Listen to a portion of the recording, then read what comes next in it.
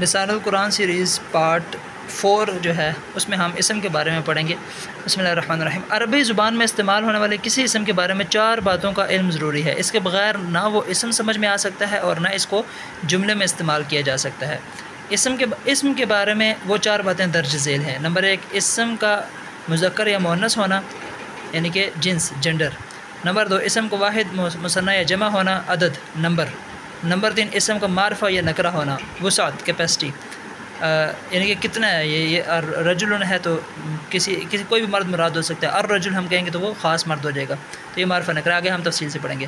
اور نمبر 4، اسم کا اعراب، یعنی جملے میں یا ترکیب میں اس کا مقام، جیسے محمدن میں نے کہا تھا نا، کلمے میں محمدن ہے اور درود میں محمدن ہے اور اذان میں محمدن ہے، تو یہ اس کا سٹیٹس ہو جائے گا کہ کیا سٹیٹس ہے، کون سی حالت میں ہے۔ تو یہ حالتیں جو ہے نا یہ اعرابی حالت کہلاتی ہیں، یہ ہم تفصیل سے پڑھیں گے سٹیٹس۔ یہ 4 چیزیں جاننا جو ہے نا اسم کے بارے میں بہت بہت ضروری ہے۔ اچھا، تو اب جو ہے نا جنس کا ہم اگلے جو ہے نا پارٹ میں ہم کور کرتے ہیں، یہ مکمل اس کا۔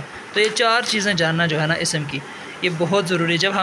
جب تک ہم یہ 4 چیزیں نہیں جانیں گے تو ہم کسی بھی اسم کو ہم وہ صحیح پراپر طریقے سے یوز نہیں کر سکیں گے۔ اب دیکھیں جیسے اردو میں بھی ہوتا ہے نا، اگر کوئی چائنیز آ کے اردو سیکھ رہا ہے تو وہ اب یہ ہمارے پٹھان بھائی بعض جو ہے اردو بولتے ہیں، تو بعض ہم مذکر کو مؤنث، مؤنث کو مذکر بول دیتے ہیں۔ کیونکہ انہوں نے قواعد کے مطابق اردو کو نہیں سیکھا ہوتا نا، تو ان کی اپنی لینگویج نہیں ہے۔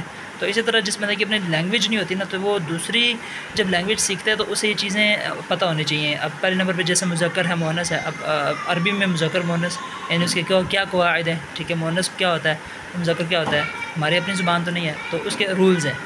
اب جیسے مؤنث کا رول ہے کہ مؤنث کے بارے میں کہ آخر میں گولتا ہونا چاہیے، گولتا یہ مؤنث کی علامت ہے۔ جیسے ہم کہتے ہیں کہ صالح ایک نیک مرد، اور اگر ہم صالحتن تو ایک نیک عورت، تو یہ گولتا بھی یہ مؤنث کی علامت ہے۔ اسی طریقے سے جو ہے وہ جو ہے اب آگے ایک اور علامت بھی ہے کہ آگے الف لگا ہو، الف حمزہ لگا ہو، الف ممدودہ اس کو کہتے ہیں، لمبا الف۔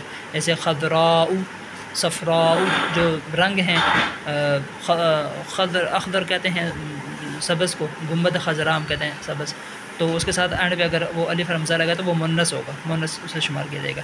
اسی طریقے سے حبلہ اور عظما جو یا اور کھڑی زبر ہوتا ہے، یہ بھی مؤنث کی علامت ہوتی ہے۔ تو مؤنث کی پھر آگے 3 کیٹیگریز ہوتی ہیں کہ مؤنث حقیقی ہوتا ہے کہ جس کے مقابلے میں کوئی مذکر موجود ہوتا ہے، جیسے امراۃن اس کے مقابلے میں رجل موجود ہے۔ اسی طریقے سے جو بھی جاندار چیزیں ہیں فیمیل ہیں تو ان کے مقابلے میں میل ہوتا ہے۔ تو اور اس طرح کچھ مؤنث ایسے ہوتے ہیں جو سننے پر موقوف ہوتے ہیں، وہ عرب اسے جو ہے نا وہ مؤنث شمار کرتے ہیں۔ جیسے شمس ہے، سورج، اس کو عربی لوگ مؤنث قرآن پاک میں والشمس وضحاہا، تو ہا ضمیر مؤنث کی ہے جو اسم کی طرف، شمس کی طرف لوٹ رہی ہے۔